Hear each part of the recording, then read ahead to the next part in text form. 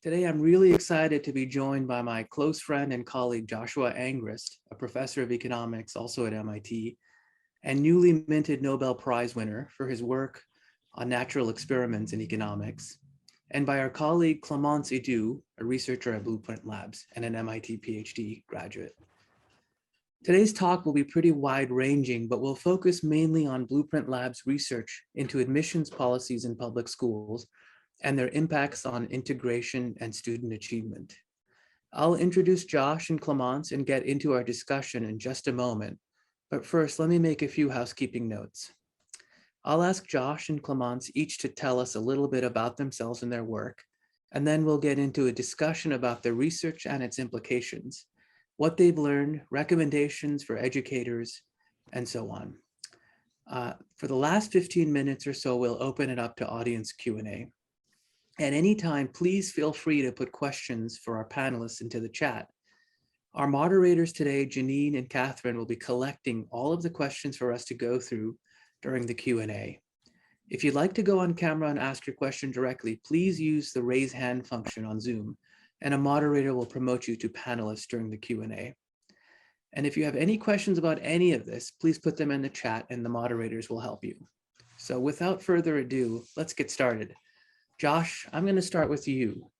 Josh Angrist is the Ford Professor of Economics at MIT, a co-founder and director of MIT's Blueprint Labs, and a research associate at the National Bureau of Economic Research. Josh, can you tell us a bit about your work? I'd love to, Parag. Thanks so much for that very flattering introduction. It's been an unusually exciting semester for us at the lab. Usually we have a lot of excitement anyway. This has been extra special this fall. Of course, I'm thrilled and humbled to have been recognized with a Nobel Prize and to share the prize with my thesis advisor, one of my thesis advisors, Dave Card, and my longtime collaborator, Guido Imbens. I have a couple of fun pics to share with our audience. Let me see if I can get that to work. From the Nobel experience. Let's see if that'll come up on my iPad. So what we do in the lab is we estimate causal effects of things related to schools. So I think of that as illuminating the path from cause to effect. And that's what the prize recognizes, that kind of work. So all of us at Blueprint Labs, we couldn't be more pleased by this. And it really is a group effort at the lab. It's been a little disruptive. So that's what I came home to early on October 11th. Photographers in my driveway. I'm holding my granddaughter, and that's my wife, Mira, there. And it's more or less been like that ever since. I'm looking forward to going back to work, having a little coffee and getting up to a quieter day. But it is inspiring to get the prize. There's an inspiring quote in Steven Pinker's latest book, which I think reflects the way I feel about the work that we do. I was surprised to see this in the book, and it means that we're sort of really getting our tools out there. When a data scientist finds a regression discontinuity or an instrumental variable, it's a really good day. And I'm hoping that I've made those days better for some people with the work that I do at Blueprint. You know, I'm very lucky to have such fine collaborators at the lab like Parag and our talented student Clémence. We've been working as a team for over a decade on questions related to schools. We work on school assignment, how kids choose and are offered opportunities to attend different schools, and we work on school effectiveness, which we typically measure by the learning gains or the effects of school attendance on how likely students are to eventually go to college. These sound like fairly quotidian matters, but as you'll soon see in Clémence's presentation, and she's really the star of the show today, this is the heart of the matter for one of the most controversial and important questions in American public life, and that's the question of integration, racial integration in schools, and what sort of policies facilitate integration and what sort of policies inhibit it. And closely related to that is the question of school effectiveness, whether opportunities to attend different schools indeed promote learning and lead to better outcomes. School quality for many people is really life-changing. And I like to make this point by mentioning a paper that David Card, who's one of the prize winners, the Nobel that I share, wrote with our late friend Alan Kruger in the early 90s. They showed that improvements in school quality really explains a substantial fraction of the gains in earnings of Black men in the 1960s and 70s. And there was great progress in terms of the racial earnings gap in those decades. Not complete convergence by any means. We have a long way to go, but progress nonetheless. And a lot of that progress is explained by increasing school quality, increases in the quality of the schools that Black men attend. We focus on men typically in research from that period because female labor force participation rates were relatively low. In any case, the topic today is certainly interesting and exciting and relevant to current policy debates. Parag, Clémence, and I have uncovered all sorts of interesting findings related to the effects of going to schools of different types in Boston, Chicago, and New York.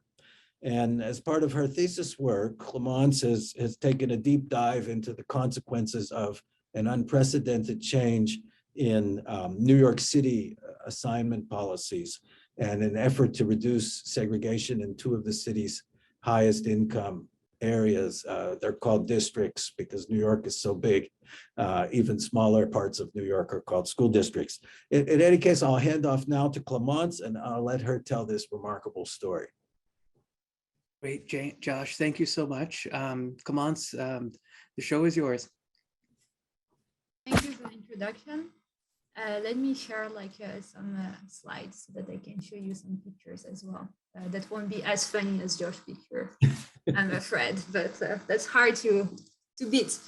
As I think Josh said, I received my PhD from MIT this year, and now I'm a postdoctoral fellow at MIT Department of Economics and the Blueprint Labs.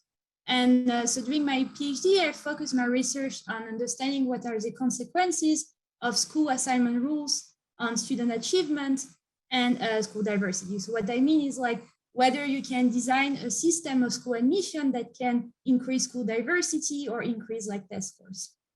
And today I will focus on my work in New York City. So I've been studying the past 2 years the consequences of New York City integration policies.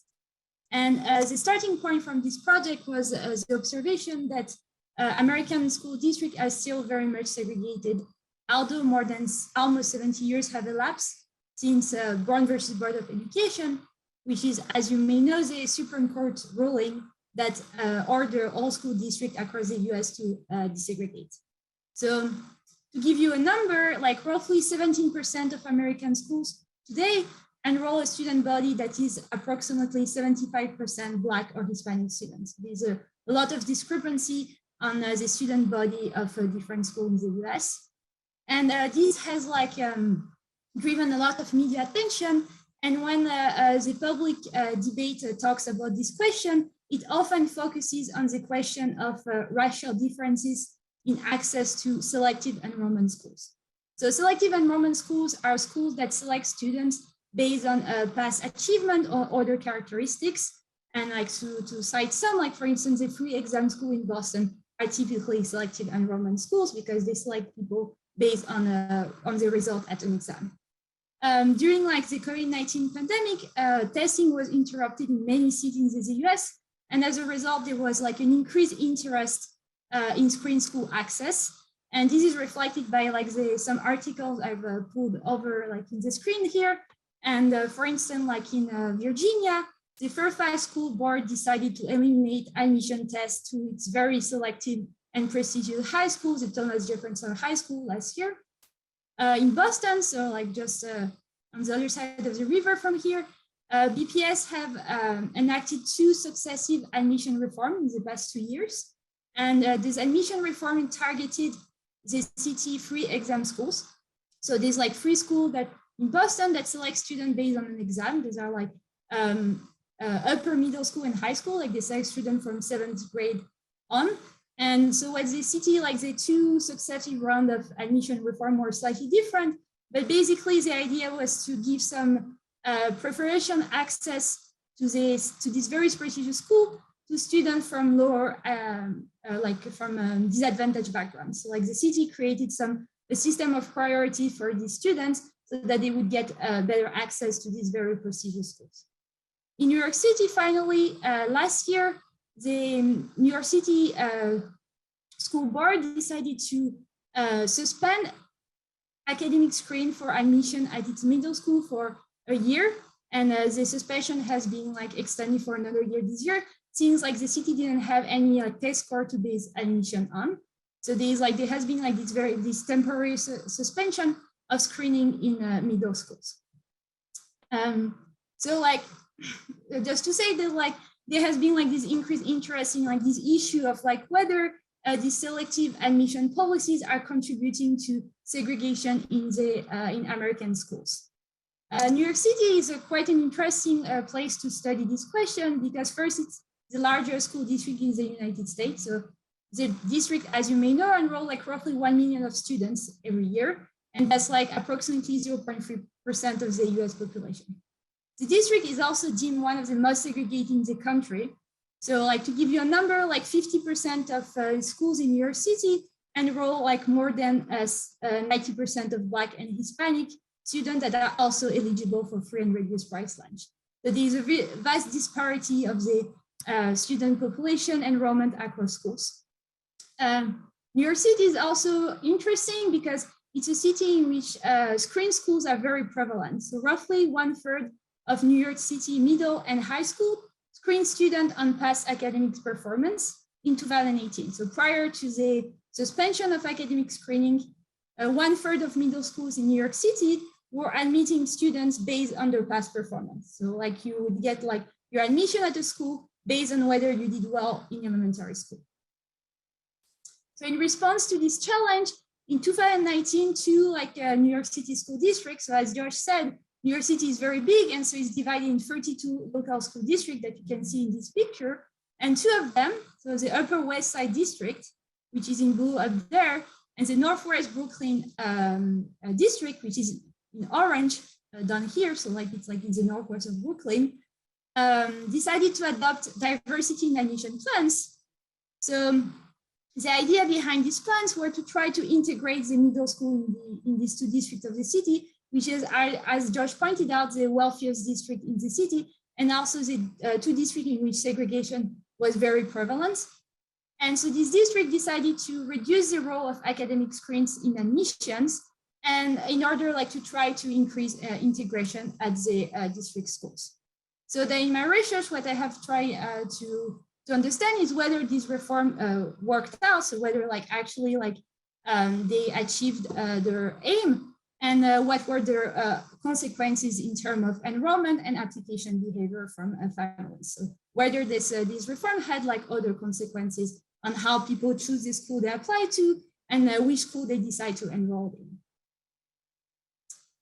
So I want to present 3 key findings from this research. Before diving into the first finding, I just wanted to give you some more background information about what exactly these two districts did. So this district, so they both enacted reform in 2019, and their reform were slightly different. So in Upper West Side, what the district did was that they decided to keep academic screening. So students would still be screened based on their past test scores when they were applying for middle school, but they set aside 25% of seats in each middle school for students that are eligible for reduced price lunch or and have low test scores. So if you were a student in Upper West Side and you had a test score below a certain threshold, and you were also eligible for free and reduced price lunch, then you would get a priority for this 25% of seats. And so the idea was to expand the access to this school to students that were low income and low achieving. In Northwest Brooklyn, the reform was a bit more radical. So the idea was like the district decided actually to eliminate all academic screen. So what that means is that middle school would only admit students based on their lottery number. So like in New York City, every year, like students are assigned a lottery number, and that determines in part their admission. And so in Northwest Brooklyn, after the reform, so in 2019, students would be admitted only based on that number and not based on their past academic performance. The district also set aside 52% of seats for students who are low income, English language learner, or homeless. So which means that students that would qualify for this like seat priority would get would be like put first on the list when the school were filling their seats. So that means that like they would get an extra priority for this 52% of seats. And so the first thing I found in my research is that this policy that reduced the role played by academic screens decreased racial and economic school segregation to some extent. And so that's what I'm showing you here. So in this like maybe a complicated graph, they're like I'm displaying you the evolution of school segregation for like both districts. So in blue, you can see like the evolution of school segregation for Upper West Side, in orange for Northwest Brooklyn, and in gray for other New York City school districts. The left panel like is school segregation for low-income students, so that corresponds to a measure of school segregation, economic school segregation, whereas the right panel is school segregation for Black and Hispanic students, so that corresponds to a measure of racial school segregation.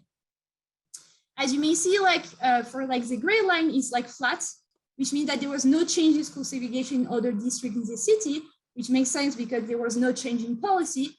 Whereas like we can see like a decrease in school segregation for Northwest Brooklyn after the enactment of the reform. So like school segregation was roughly of 15%, it like dropped around like 10 percentage points to 10% after the reform.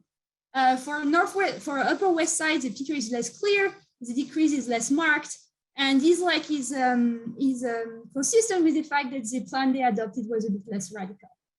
As you can see as well, like the drop in segregation is more marked for low-income students than for Black and Hispanic students. So that means that there was a larger decrease in economic school segregation than racial school segregation. So the second key finding of my research was that actually families reacted to this reform, and they reacted by changing their application and enrollment behaviors. So what I mean by that is that like when family decided where to enroll, what I found is that after the reform, some group of students were more likely to enroll in a school outside the traditional public school system. So they were more likely not to enroll in a New York City public school, but to enroll either in a charter or in a private school. And the group of students that were more likely to exit the public school system was like white and higher income students. Specifically, they were like 6 to 8 percentage points more likely to enroll in a school that was outside the traditional public school system. And like to give you an idea, like the baseline rate of enrollment outside the public school system is of 10% in Upper West Side and 17% in Northwest Brooklyn. So this increase in exits is substantial. On the other hand, Black, Hispanic, Asian, and lower income students were unaffected. So they enrolled at the same rate in public school after the reform than before. Then I tried to investigate why white and higher income students were more likely to exit. And what I found is that family seems to be responding to the fact that after the reform, their students were assigned to school with lower achieving peers on average. So like it seems to be the case that families are leaving the district in response to this, to the fact that they were assigned to a school in which like the peers, the classmates of their kid would have had lower test scores. On the application side, what I found is that there was also a change in the set of school families applied to. So after the reform, families started applying to more schools.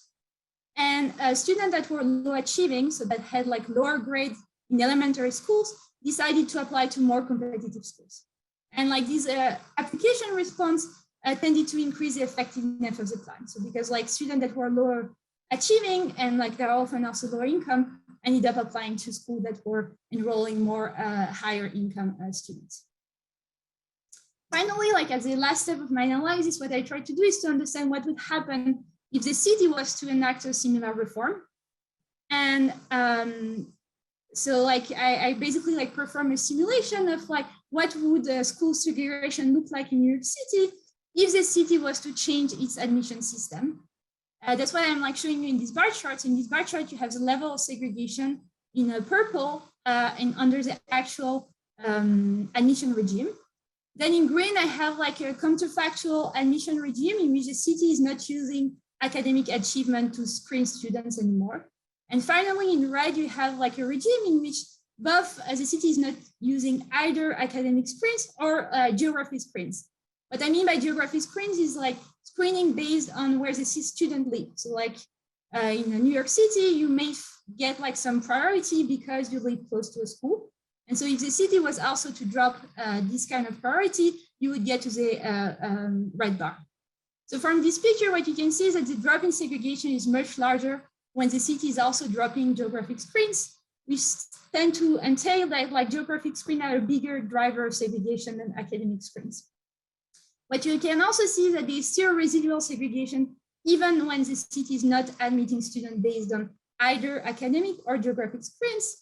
And this like residual segregation is purely due to family preferences and residual and residential segregation. So the fact that like the city is segregated, like people from different race and different socioeconomic background live in different neighborhoods, and they tend to send their kids to different schools and also to apply to different schools.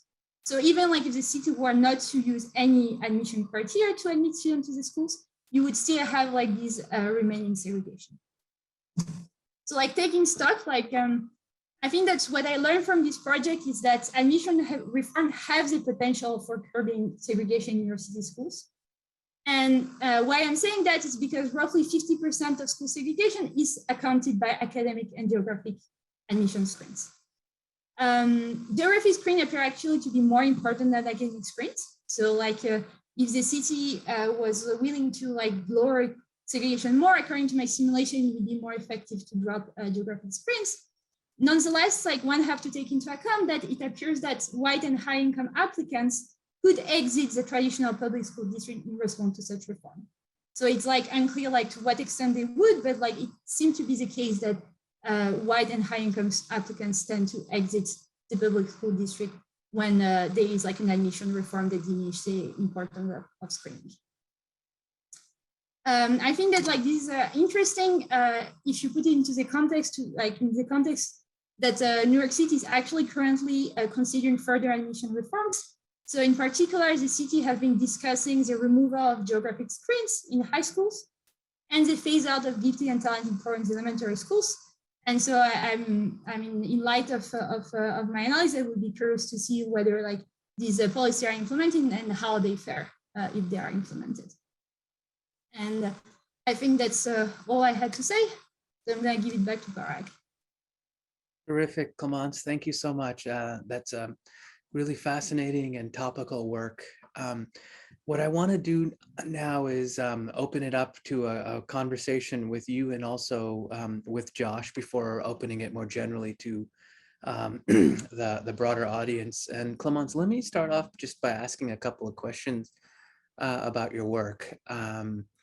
You know, you mentioned New York City is the nation's largest school district, and a lot of the country has been paying attention to the efforts to try to integrate the Upper West Side and Northwest Brooklyn. What I wanted to ask you about is if you could speak on what the reaction has been from your contacts in New York City to your results, and more generally, if you could say a bit more about your relationship with the folks at the Department of Education and what it's been like to do research that is so topical and sometimes emotionally charged. Yeah, so like this research was like mostly like possible because of the collaboration of the New York City Office of Enrollment and Research.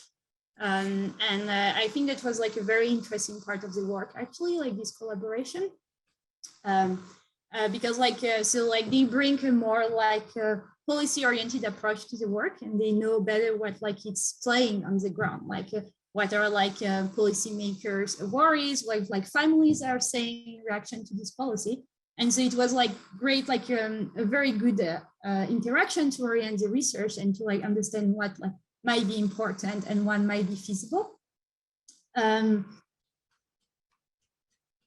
I'm like, so like in general, I think that like this kind of like policy maker and academic like interaction are like very like relevant for research, and it like it give you a different perspective from your work that like what you would have just by like looking at your result by yourself.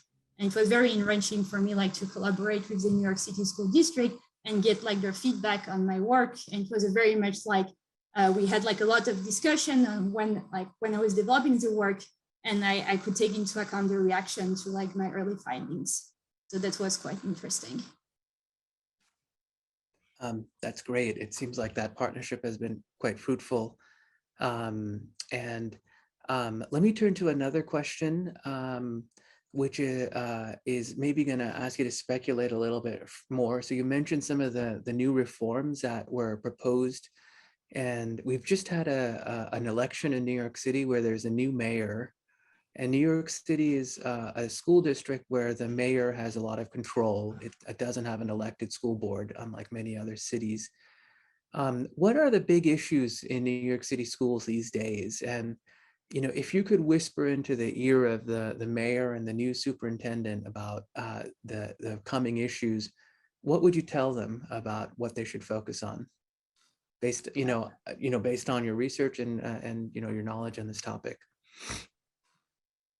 Oh, that's a great question. So I think there has been a lot of a thing that actually like you mentioned that the mayor has a lot of power. So there's also a lot of uncertainty of what's going on. And I think that like something I've seen a lot in my work is that like parental understanding of the system is somewhat limited sometimes. So I think that like a very basic thing that would be useful in New York City is to have a better communication between like parents and the administration. So that's actually the reform in District 15 was a great example of that, in which like the reform went relatively smoothly, even though it was like actually dropping all academic screens, because there was a lot of community involvement.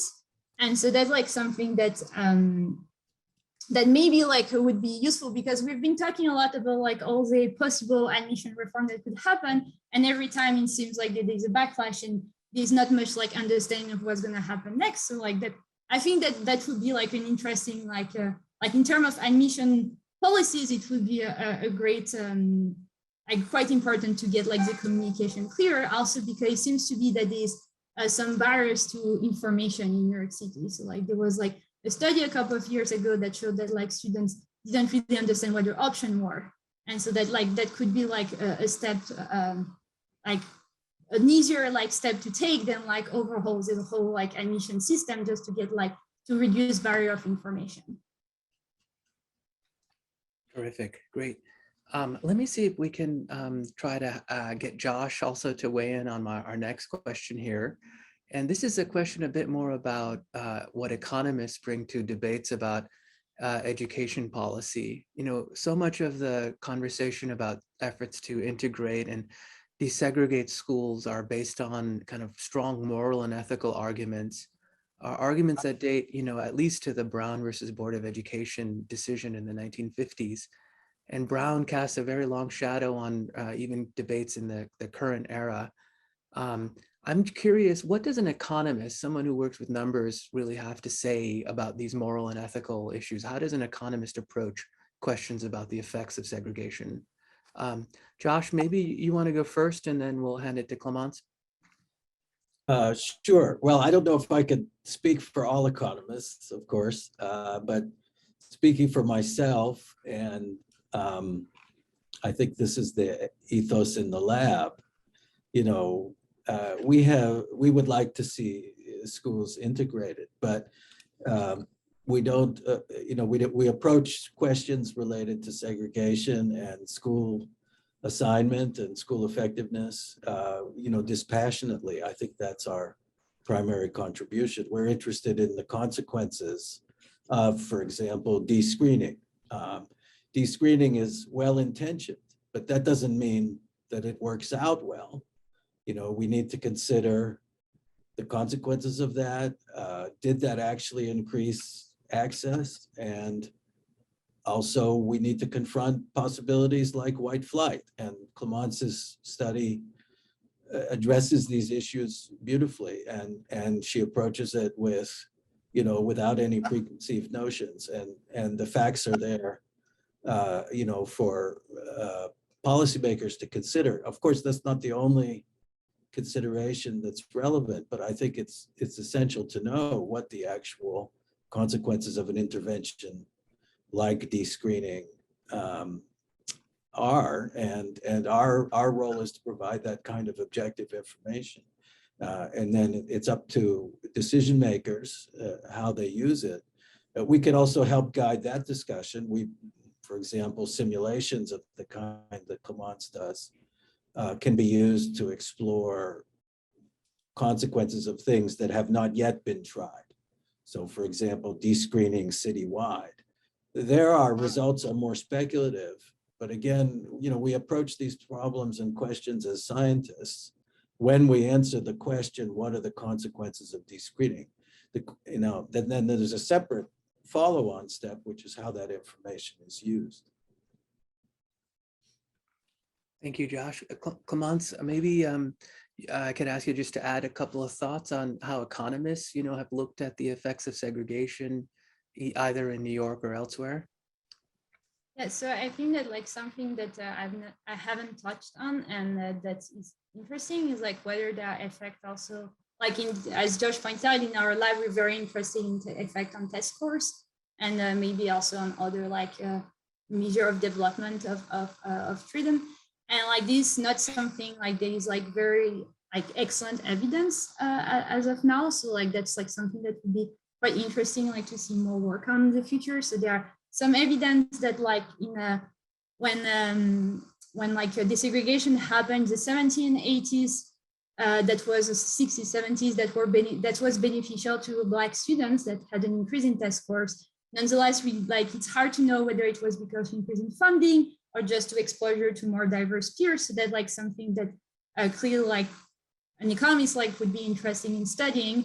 There are like barriers, like it's not like an easy question to tackle, and like this study would have been a good one, but there's no test score, so there's some limits here. But clearly, like that's something which like economists could weigh in, which is more like the dimension of benefit from integration, and there's no like very like striking evidence for that in a more recent years. So like there are some evidence from like historical desegregation effects, but not like from like these like more contemporary efforts. Terrific, great. Now let's maybe zoom out a little bit from New York City. It is the Big Apple, but there are other cities, Clémence, that you've studied, and Josh has also studied. Maybe, Clémence, you could tell us a little bit about some of the research you've done with Boston Public Schools, the questions you've looked at, the approaches, and what you've been finding. Yeah, so that's like actually like related in the sense that so in Boston I study like exam school admission policies, and what I was interested there was to understand like whether you could actually increase test score by changing the admission policies. So I was not so much focusing on diversity, but more like trying to understand like, could you like design a system in which you raise test score in the city by just changing who gets admitted to an exam school? And what I found is actually that contrary like to what one would believe, it's not like the characteristic of the student that matters much. So it's not because a student is a high achieving student that he would benefit more from an exam school. It's not also like minority students don't appear to be benefiting more from attending an exam school. What seems to matter more is like which school is their alternative school. So like which school would have the student, which would have been the outside option of this school, of this student, if they had not been admitted to an exam school. And so I found that actually, like if you were to design a system in which you give priority to students that live in neighborhoods in which the neighborhood school is of worse quality, you get like a higher test score for the city. What is interesting is that a neighborhood in which schools are not particularly good are not necessarily neighborhood in which a lot of low income and minority students live in Boston. So it is, and it's not necessarily related to the test score of the student either. So like you need like to try to actually measure what the school is providing to the kid, and not just like look at what are the characteristics of the kid. So if you want to design such a system, you need to actually understand what is the value added of the school, which is like something us economists like care a lot about, which is what the school add to a student test score, and not only what is it the kid test score at the end of the school, because otherwise you might just be selecting on kids that would have had like very high test score anyway. So what I found in like this other line of research is that you could actually like try to design a system in which you target students that have low value added alternative, and that's more efficient. So that's a different perspective on admission that is not so much focused on diversity, but more on like how a school system can raise test score by just changing very like more administrative rules of admission. Terrific. And Clémence, that work in Boston, yeah, Boston has actually made some serious changes. You mentioned in your slides to their admissions policy for these exam schools, taking into account aspects of where kids live. Is that right? Is that on the table Yes. still in the city? Terrific. Josh, maybe I'll turn to you.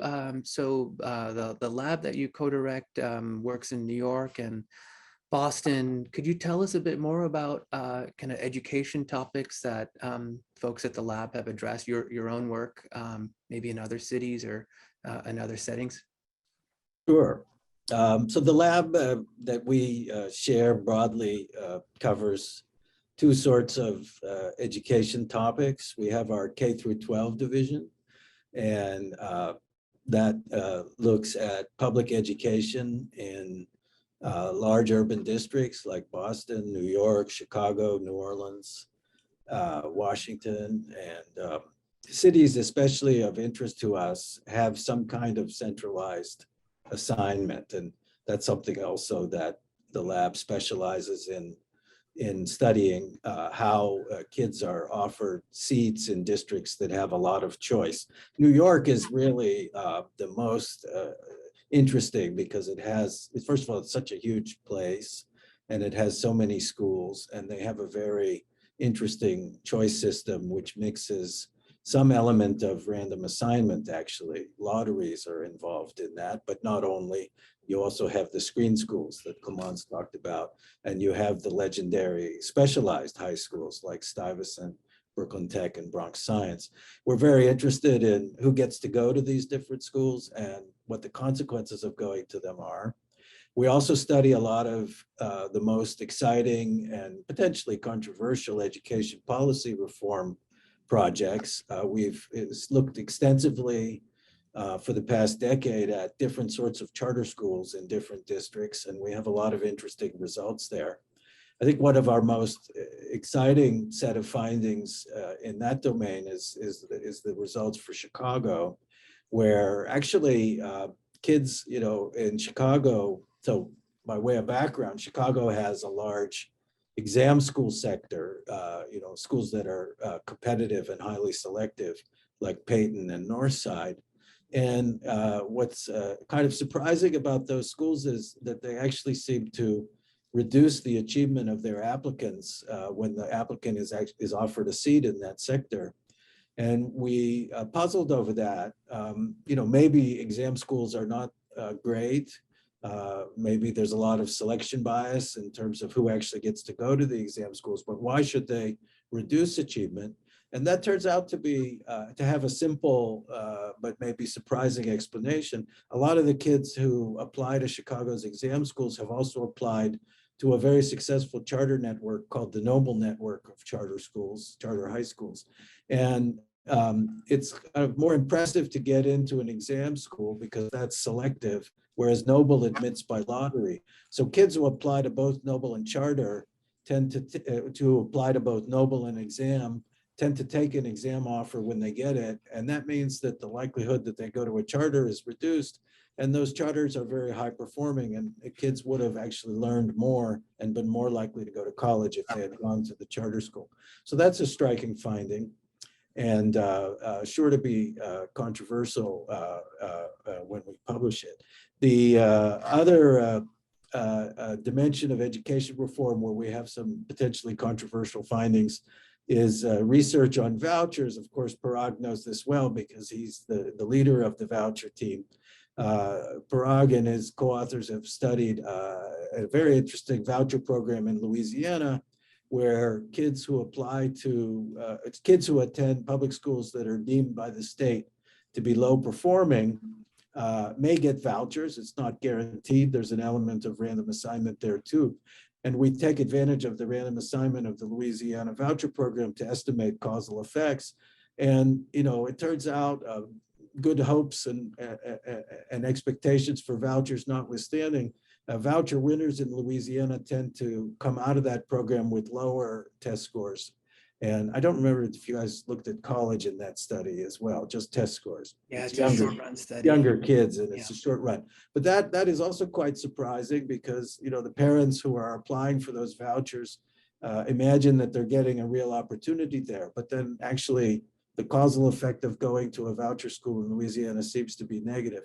So another reason I want to tell these stories together, the Chicago Exam School and the vouchers, is I think it highlights something I mentioned earlier, which is in the lab, we don't approach any of these questions with any sort of predisposition to find that something is good or bad. You know, we're open to what the data say. We're not pro-charter, and we're not pro-exam, and we're not pro-voucher, we're not anti-voucher, and we're not anti-charter. We're just studying those things. And we have a lot of interesting findings, and the results don't align with any particular ideological predispositions, I think. I'll just briefly mention that another part of the work that the lab does is related to higher education.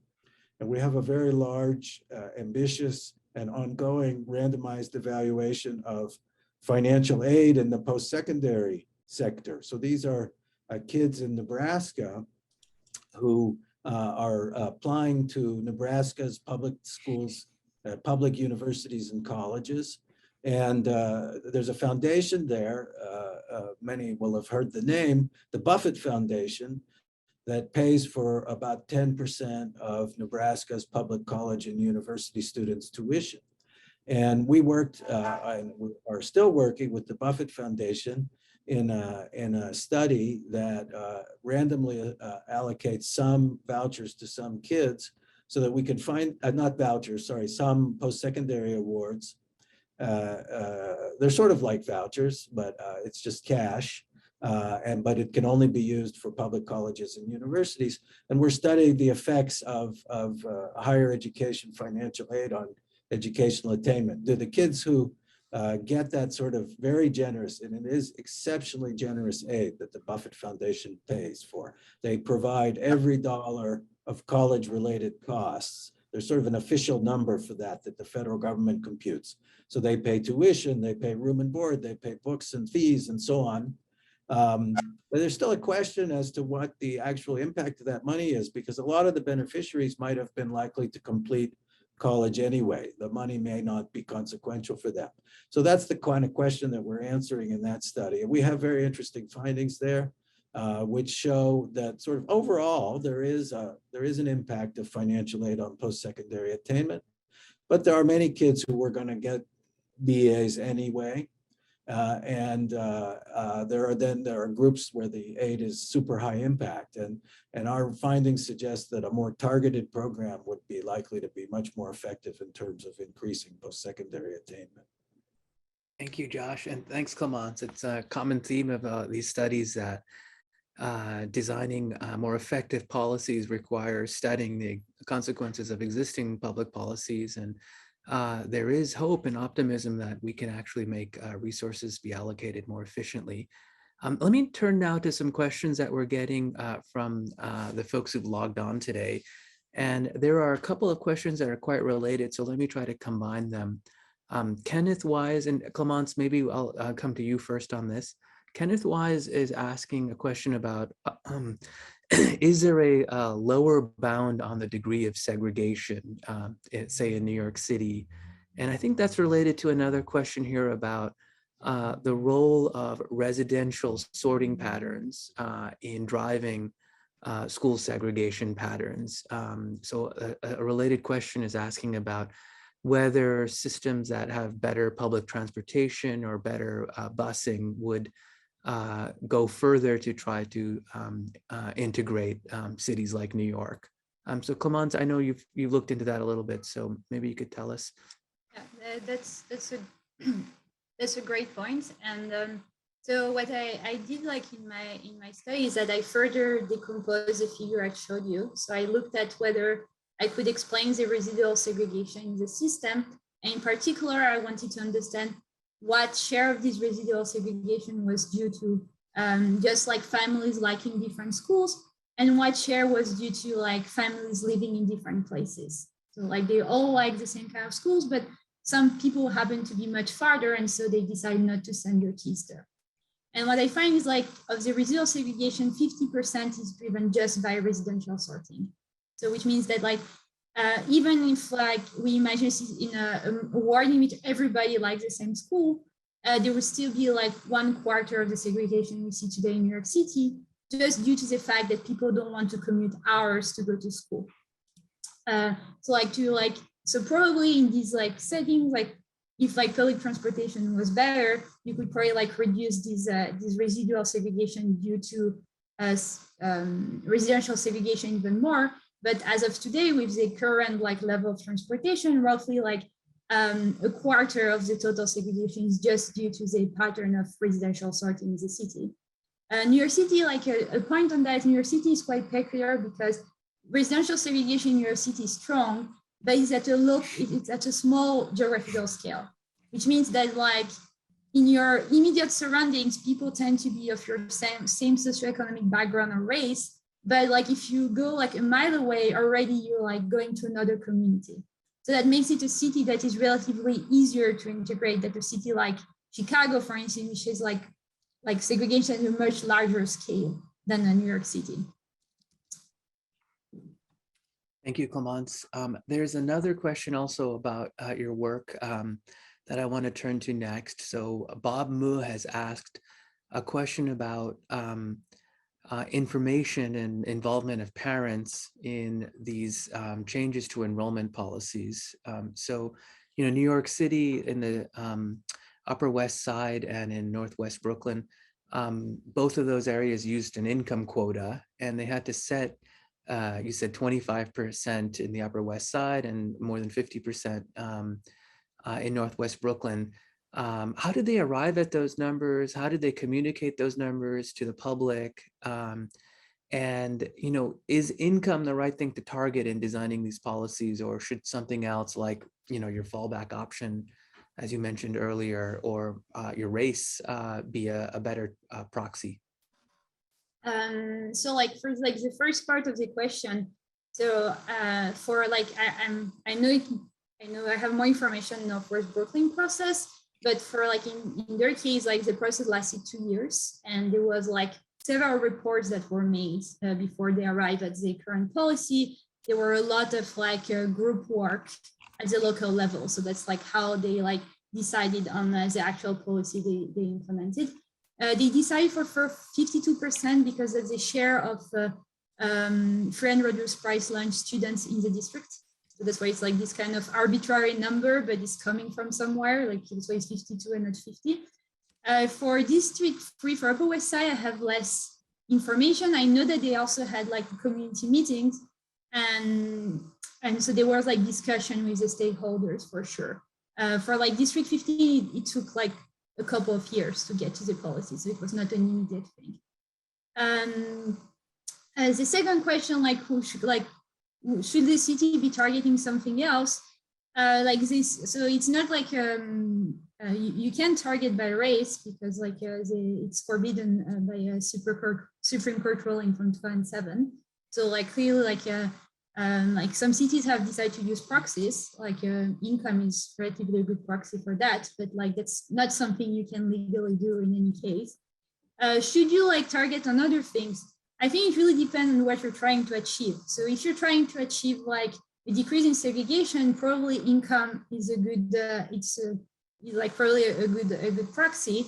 If you're trying to increase test score, then you might like be interested more in looking what are the options of students, because it's not always true that like lower income students have necessarily the worst option. So it can be the case, but it's not necessarily the case. And so that's like where we're going back to the theme of like trying to really like take like the data as it is, and like you could like try to understand in New York City which are the options for each kid, and like how like you would design a policy in the basis of this observation. I know for Boston that is not the case necessarily that lower income go to the worst school of the city, but it might be the case in New York City. I haven't really like looked at that, but that's an open empirical question. And in any case, it depends on what are your aims. So what are you trying to achieve? Are you trying to achieve integration? Are you trying to achieve like higher test scores? Like what is your aim as a policymaker? Terrific, Clémence. We're getting close to the end of our time together. So I want to wrap up with two questions, one for Clémence first, and then one for Josh. So Clémence, I know all of us in the economics department and Blueprint Labs were so thrilled when Josh was awarded the Nobel Prize this year. And I wonder if you could just offer some comments on what it's like working with Josh and what it's like when your PhD advisor wins the Nobel Prize. Maybe I should sign off. No, I have a good story actually. So when I joined MIT, we are assigned to talk to people when we go on visit days.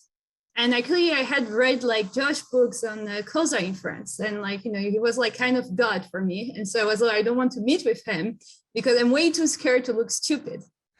And I think that like something I've learned a lot like during this year is that you can't look too stupid in front of Josh. Like it's okay to say stupid things. Like, and that's like, so I think that's something I really enjoyed like working with Josh, is that I learned a lot. And I felt that like it was okay not like to be always right. And actually that's how you learn, like really you can't be always right. And I find like that's a very enriching part of this opportunity of working with Josh, is like to learn from the best, and like even like have like this kind of very collegial spirit in which you are not like, you don't fear of saying something stupid anymore. So I'm very like grateful of the opportunity. And that's very nice, Clémence. Yeah, there's an old saying, if we weren't confused, it wouldn't be called research, right?